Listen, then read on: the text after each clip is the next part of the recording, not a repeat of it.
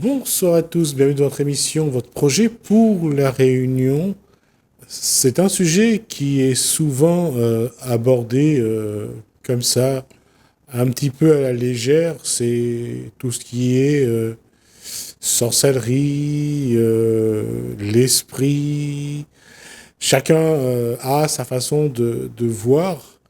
Et parfois, on essaye de montrer. Bonsoir Pascal Bocchieni. Vous êtes Swami et vous êtes intéressé à ce côté un petit peu que les gens pointent du doigt, décrit, qui au Moyen Âge a été l'objet de tant de, j'allais dire, de massacres de sorcières, entre guillemets, et même pour la Réunion, depuis les années 60 à 90, et même aujourd'hui encore, on pointe du doigt la sorcellerie. Bonsoir. Alors, je m'intéresse à tout ce qui se trouve concerné également par la pratique, les pratiques hindouistes, etc., tout ça. Et en tant que swami, mon rôle, c'est d'apporter, donner des informations, apporter des lumières sur tous ces sujets. Donc, pour moi, c'est quelque chose de naturel, de normal de parler de tout ça, même si ça peut sembler être un sujet assez épineux. Et puis, je voudrais aussi prévenir tout le monde, ne pas faire ce genre de pratique, ne pas être d'accord avec ça, ne veut pas dire juger, ne veut pas dire non plus critiquer. Je ne suis pas là pour ça, mais pour apporter beaucoup plus de renseignements, de lumière et surtout même écouter le point de vue des autres Chacun. en ce qui concerne ce sujet. Alors, vous avez amené un petit film. Oui, On regarde d'abord et on discutera le temps qu'il nous restera. merci.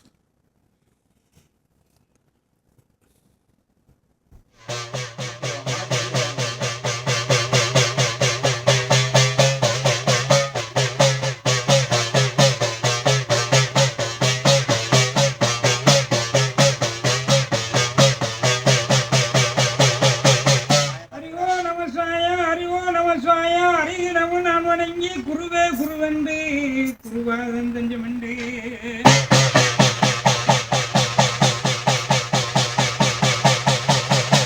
அப்பா மூணு தலைமுறையா முப்பாட்டை அண்ட சாமி 21 சாமி 61 பந்தி 108 சேனை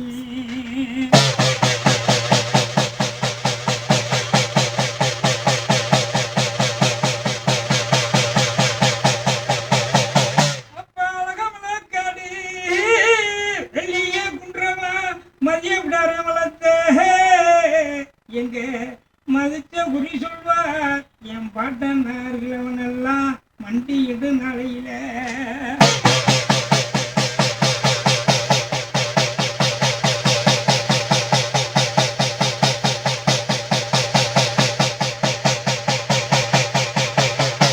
அப்பா லட்சாண்டவுக்கு 18 பட்டி கிராமம் சோழப்பன் ஐயங்கார் திருமலை ஆண்டார் வாக்குக்கு கட்டுப்பட்டு என் பாட்டன் கிழமை வில்லு வண்டி கட்டி Fait une émission sur Télé Créole pour parler un petit peu de l'esprit. Donc pour les gens qui invoquent les esprits, il y a des gens aussi qui entrent en transe, tout ça. Alors nous va développer la première émission et nous va demander un peu les différentes personnes dans l'hindouisme, dans la culture tamoul, que les autres pensent de tout ça et de donner à nous notre point de vue. Et c'est comme ça que nous pouvons faire avancer les choses et que la religion peut aussi être respectée. Tout d'abord, mais tiens des autres que c'est une émission, n'a pas été mise sur place pour critiquer ou juger qui que ce soit, mais pour apporter un peu plus de lumière. Et c'est grâce à la participation de beaucoup de points de vue des gens que tout ça va avancer. Alors aujourd'hui, nous avons M. Bocchieni Maximilien, Tikok, les mêmes Poussari, d'un temple ici, l'étang du Gol à Saint-Louis. Il va donner à nous son point de vue sur l'esprit. L'esprit, il y a plusieurs étapes. Il y en a d'abord des gens, depuis des millénaires, c'est une coutume ancestrale où la famille, les ancêtres avaient l'habitude de faire ce rituel, d'invoquer un esprit lors d'une grande fête, pas tous les jours, mais une fois à chaque fête comme ça, c'était comme quelque chose de très positif.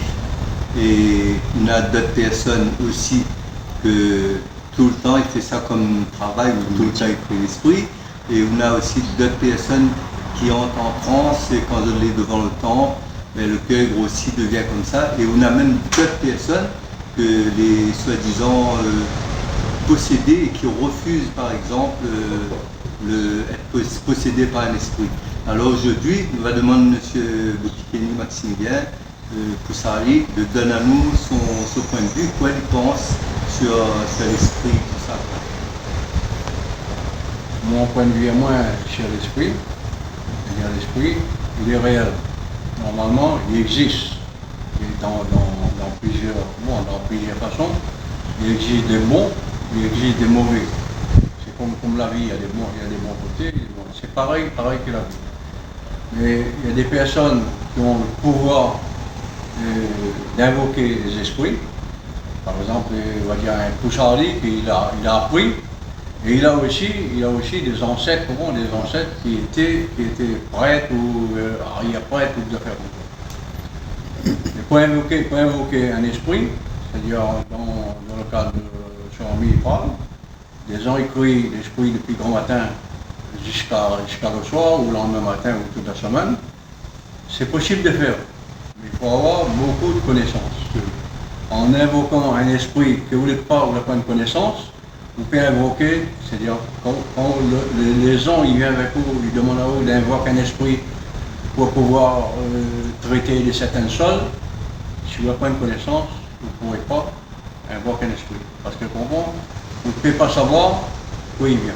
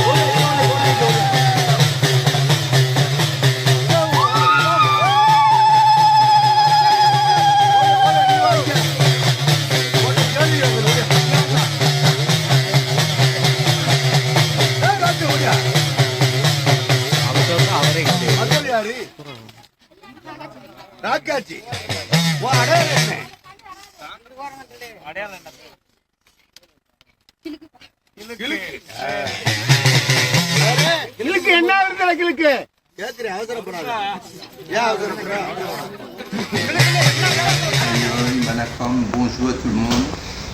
Aujourd'hui, nous allons continuer le débat amical concernant l'invocation des esprits, la croyance dans l'esprit des ancêtres ou l'esprit d'une personne décédée tout court. Et aujourd'hui, on a l'occasion de rencontrer M. Kataï Emilien et nous va demander à Eliena Poussari et l'Eliena est temple de Kali, les situé à Dassi. Et toute sa famille est pratiquante, il fait des cérémonies, fait des services tout le temps, tous les ans. Alors on nous demande à son point de vue, quoi il peut dire nous concernant l'esprit, et puis il va dire nous, si quand il fait service tout le temps, si ils ont pour habitude de crier l'esprit, tout ça. Est-ce que, bonjour monsieur Kataï, est-ce que tout le temps on fait service, tout ça, vous avez l'habitude de crier l'esprit quand vous faites service? Non. Et qu'on pense sur l'esprit, qu'on peut apprendre un peu tout ça, nous regardons nous aujourd'hui sur l'esprit, votre propre point de vue personnel, quoi qu'on pense. Moi, mon propre esprit personnel, moi, il pas mal dans tout ça. Mais on pense que quand on fait grand service, Carly, tout ça, on pense personnellement ou que le monde peut avoir besoin d'écrire l'esprit ou bien même sans faire ça, son cérémonie, tout ça il peut être complet, peut être bien. Bah oui, sans l'esprit, nous fait toujours une cérémonie pas bien. Alors, ben, si un monde arrive de chapelle, comme nous, on ne fait pas tout ça là, un monde arrive et que l'esprit monte sur lui un coup pendant une cérémonie. Et quelle réaction on est là, comment on réagit face à face à la personne? Ben, il a sali. Oui. Donc, est-ce que vous, personnellement, même vous l'essayez, est-ce que vous croyez, même si vous ne faites pas ça, est-ce que vous croyez que vraiment l'esprit peut monter sur un monde? Ben, il ne pense pas trop, hein, ça, lui. Non. Mais vous les comptes ou les pour ça aussi? Moi, les comptes, moi. Oui. Donc, d'après vous, il n'est pas obligé qu'il fait tout ça là. Alors. Ben oui. Ouais. Mais si vous voulez encore un petit message, je fais passer pour, concernant l'esprit, parce que dans le monde, on a ça comme habitude, et puis il prend ça un petit peu comme un joujou aussi des fois. Si vous voulez un petit message, je fais passer, mais écoutez vous. Ben, bon, le monde, il dit dans l'esprit, notre morale, peut-être seulement, quand on avait fait. Et après, bon, chacun fait son affaire comme il comprend. Et sans critique. Et voilà, merci beaucoup. Nous écoutons Kata Emilien, il y a une chapelle Carly d'Assis dans les hauts de Saint-Pierre. Dans les hauts de Saint-Pierre. Il a donné à nous son avis, il a partagé à nous un petit peu son point de vue, que nous fait profiter à eux un petit peu. Merci beaucoup, Chante.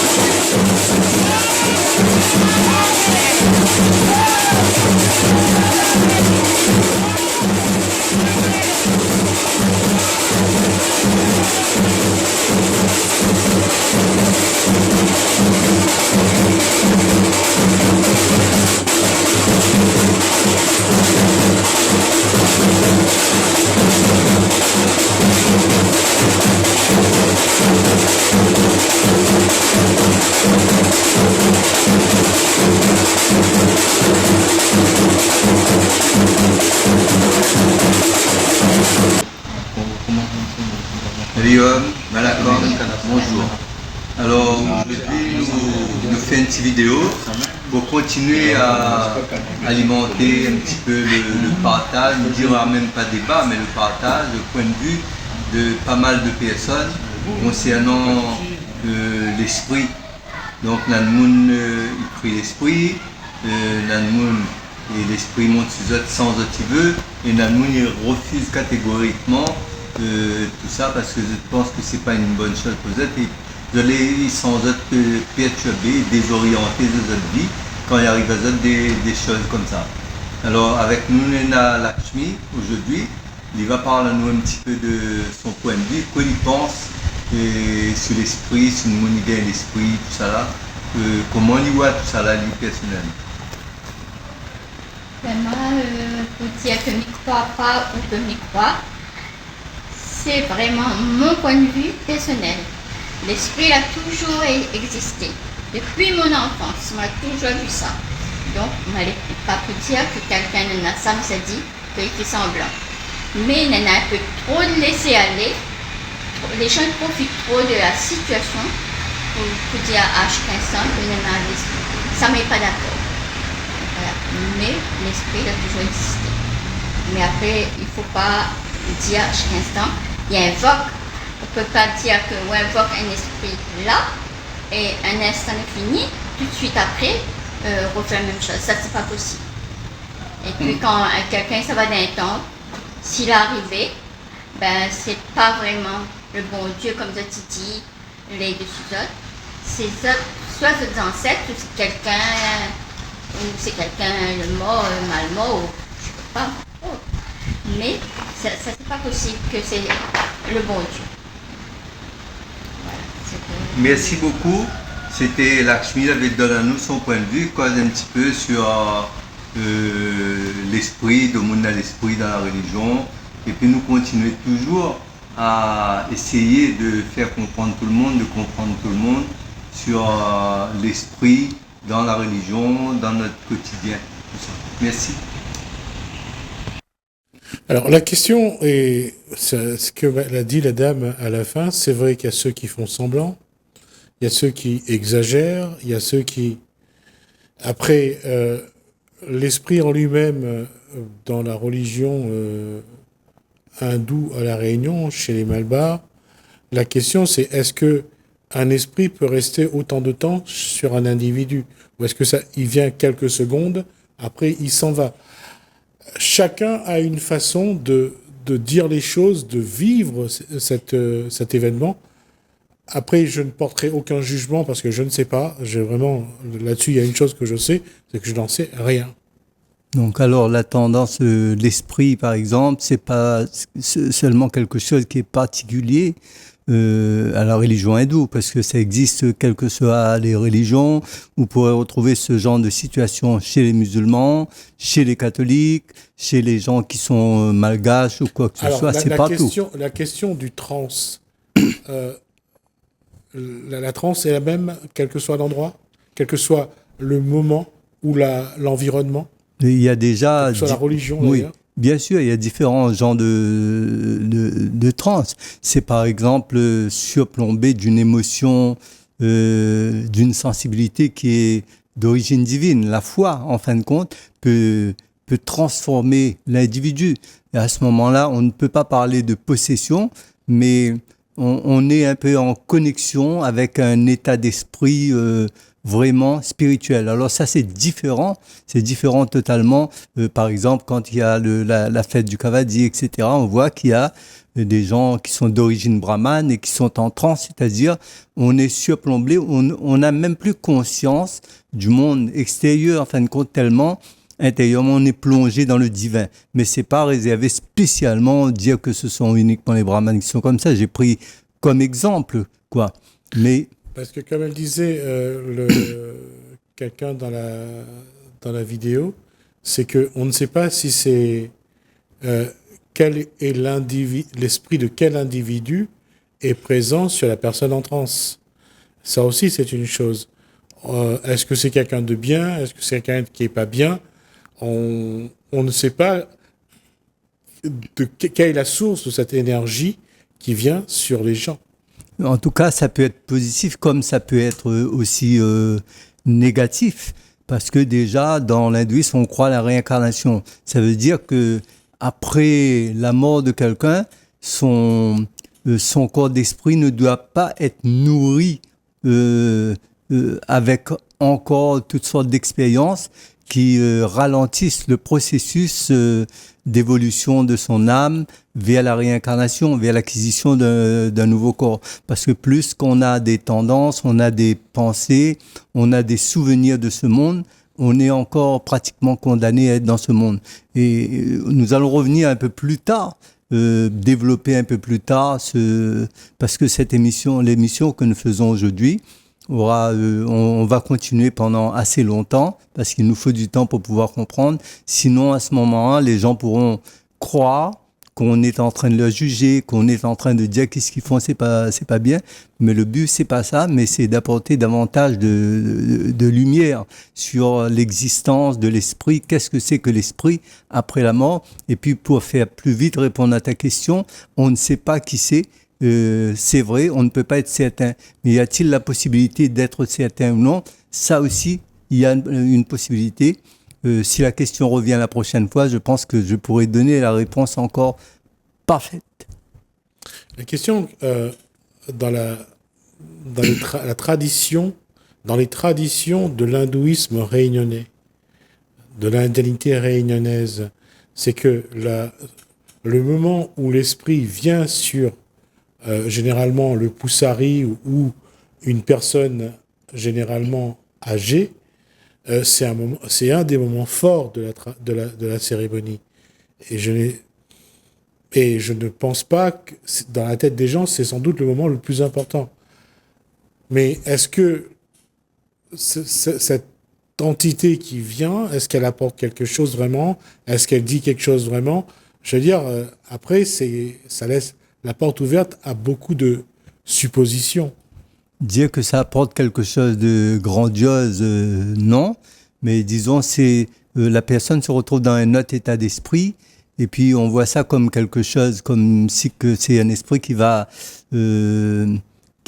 apporter un message nouveau, etc. Mais ce n'est qu'une tradition ancestrale qui se perpétue jusqu'à maintenant, quoi. En Inde, est-ce qu'on trouve encore ces cérémonies où la personne se retrouve en transe? Oui, il y a beaucoup. L'Inde, c'est un très grand pays. On retrouve tout ça encore dans beaucoup de villages, etc., quoi. Et c'est pas prêt de changer automatiquement. Parce que souvent, c'est pour ces personnes-là, c'est aussi une relation avec un être disparu. On a parlé dans l'émission, on a parlé aussi de réincarnation. Est-ce que l'esprit, est-ce que c'est un élément de la réincarnation? L'esprit, de toute façon, à un moment donné, doit perdre totalement conscience de son état d'existence pour pouvoir de nouveau se réincarner. C'est pourquoi lorsque un enfant est né, l'enfant, c'est l'innocence, c'est la neutralité.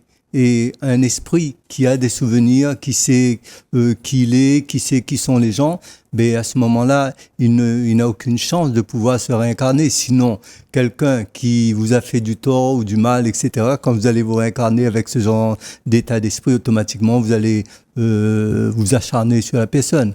Et là, une réponse à une question que tu avais posée tout à l'heure, est-ce que l'esprit va rester longtemps sur une personne une fois qu'elle est invoquée? Pas du tout.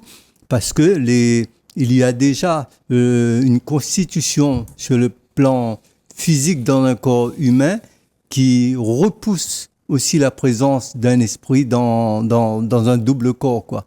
Parce que le corps est composé de différents éléments, des milliers de cellules que l'esprit de la personne qui est décédée n'a pas et n'a pas non plus la possibilité et la force de pouvoir résider dans un double corps, quoi.